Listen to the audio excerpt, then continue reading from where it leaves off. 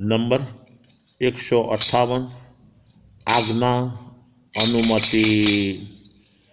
સમજો સદા માતાની આજ્ઞા, સોનાથી તોય અધિક છે।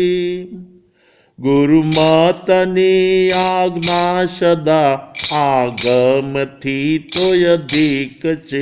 ગુરુમાતાની આજ્ઞા સદા આગમથી તોય અધિક છે। ઉપરી અમલદારે ન્યાયાધીશને કહ્યું,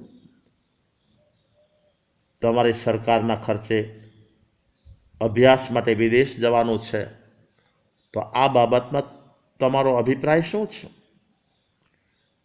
ન્યાયાધીશ સાહેબે હળવેથી કહ્યું, વિદેશ જવા માટે મારે મારી બાને પૂછવું જરૂરી છે।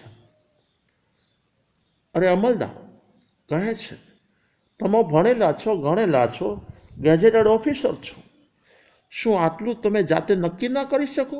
એમાં બાને પૂછવાની જરૂર શું છે? ન્યાયાધીશ સાહેબે હળવેથી કહ્યું, સાહેબ તમે કહો તે બરોબર છે, પરંતુ બાને પૂછ્યા વગર આ બાબતમાં શક્ય નહીં બને। ઓફિસરે કહ્યું, તમારા જ ભાવ છે તો તમારી બાને પૂછી આવજો। થોડા દિવસ પછી જ્યાં ઉપરી અમલદાર આ કચેરી આવ્યા, તરત જ ન્યાયાધીશ સાહેબને બોલાવીને કહ્યું,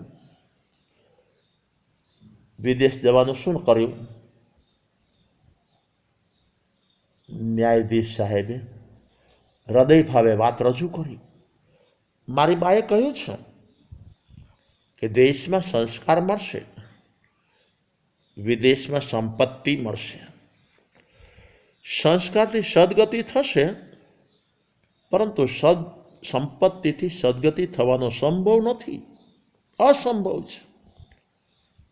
આ સાંભળીને ઉપરી અમલદાર ઉકળી ઉઠ્યા, આવેશમાં આવી ગયા, રૂઆબ બતાવતા બોલ્યા, તમારી માને કહી દેજો કે મારા અધિકારીની આજ્ઞા છે।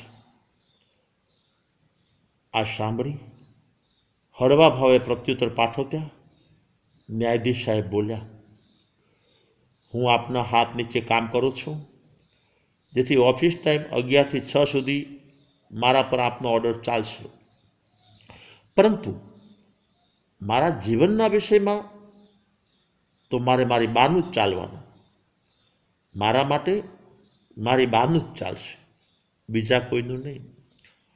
આ સાંભળી ઉપરી અમલદાર તો આશ્ચર્યમાં આવી ગયા, આવા માતૃભક્તો આ ભારત દેશમાં વસે છે એ જાણીને પોતે માતૃપ્રેમી બની ગયા। દેશ અને વિદેશમાં ભણેલા આત્માઓ પાસે ભલે ભેજું હોઈ શકે છે, પરંતુ માતા પાસે હૃદયનો ભાવ હોય છે। ભેજા કરતાં સદા માટે હૃદયનો ભાવ ચડે છે।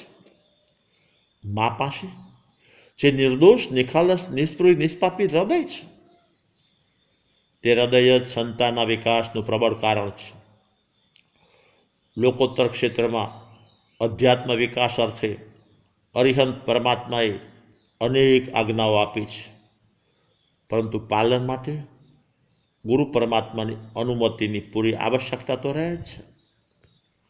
દ્રષ્ટાંત, શરીર વિજ્ઞાનમાં આરોગ્ય શાસ્ત્રી જણાવે છે કે શુદ્ધ ઘીનો શીરો વાપરવાથી શરીરની ધાતુઓ પુષ્ટ બની જાય છે।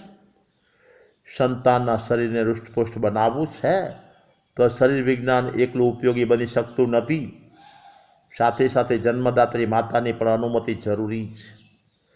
કોઈ પણ માતા પ્રથમ દિવસના જન્મેલા સંતાનને શીરો આપવા તૈયાર થતા નથી, એમાં સંતાનનું હિત સમાયેલું છે। શરીર વિજ્ઞાનમાં દરેક વાતો સમુચય રૂપમાં આપવામાં આવી હોય છે, માતાની આજ્ઞા સ્પેશિયલ રૂપમાં હોય છે। એ જ ન્યાય આગમમાં હકારાત્મક કે નકારાત્મક રૂપ જે આજ્ઞાઓ છે એ સમુચય રૂપમાં આપવામાં આવી છે, અને ગુરુ પરમાત્માની અનુમતિ દ્રવ્ય, ક્ષેત્ર, કાળ, ભાવને અનુરૂપ સ્પેશિયલ રૂપમાં હોય છે। માટે આગમને અનુરૂપ ગુરુ પરમાત્માની આજ્ઞા અતિ આવકારદાયક બની જાય છે. જેના જીવનમાં સાચું શિષ્યત્વ પ્રગટે છે તેવા શિષ્ય માટે તો ગુરુ પરમાત્મા જ આગમ સ્વરૂપ બની જાય છે. ગુરુદેવ માટે છે આગમ, શિષ્ય માટે ગુરુ જ આગમ છે. બસ આજે આટલું જ. રામ રસાવલી ભાગ ચોથો સંપૂર્ણ દ્રાંગધ્રામ સંવંત 2056 વૈશાખ સુધી 14 મંગળવાર તારીખ 16/5/2000